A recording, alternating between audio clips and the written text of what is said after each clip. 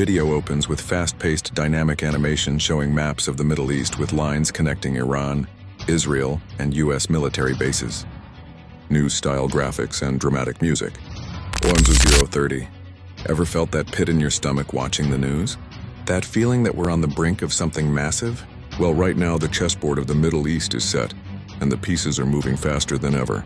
We're talking about a powder keg involving Iran, Israel, and the United States. Forget what you think you know. The situation on the ground is evolving by the hour, and it's far more complex than a simple headline. We're going to break down what's really happening, and then we'll look at a chilling question. What if this isn't over in a week? What if the US finds itself in a direct conflict with Iran that drags on for an entire year? 031:15.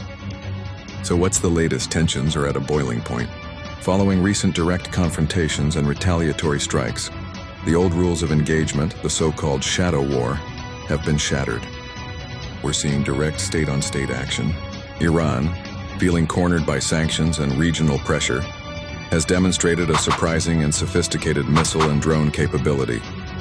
They've shown they can hit targets with precision over vast distances. Meanwhile, Israel is maintaining a high alert, we will defend ourselves posture, and the US is performing a delicate, high-stakes balancing act. It's trying to deter Iran and support its ally, Israel, all while desperately trying to avoid a full-scale regional war that could spiral out of control. US carrier strike groups are positioned in the region. A clear show of force, but every move is a gamble. 1:15 to 2:30. Now let's play this out. Let's imagine the worst-case scenario. Diplomacy fails, the red lines are crossed, and the US is dragged into a direct, sustained war with Iran for 1 year. What does that look like? Forget a quick, decisive victory. It would be a brutal, multi-front nightmare. First, the economic shockwave. The Strait of Hormuz. 20% of the world's oil passes through that narrow channel. Iran could effectively mine it, or use its anti-ship missiles to shut it down. Oil prices would skyrocket, not just to $150 a barrel, but maybe even higher.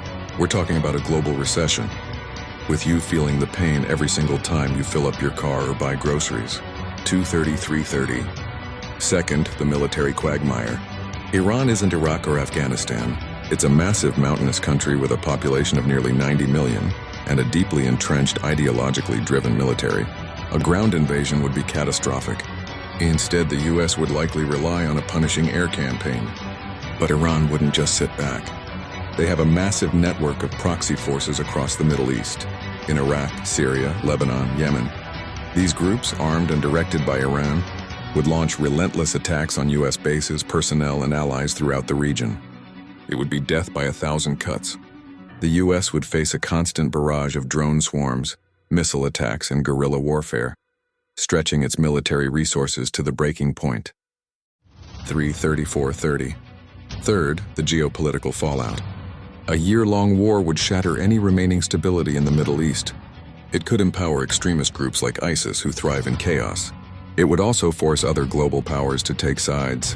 Russia and China, who have their own interests with Iran, would almost certainly not stand by idly.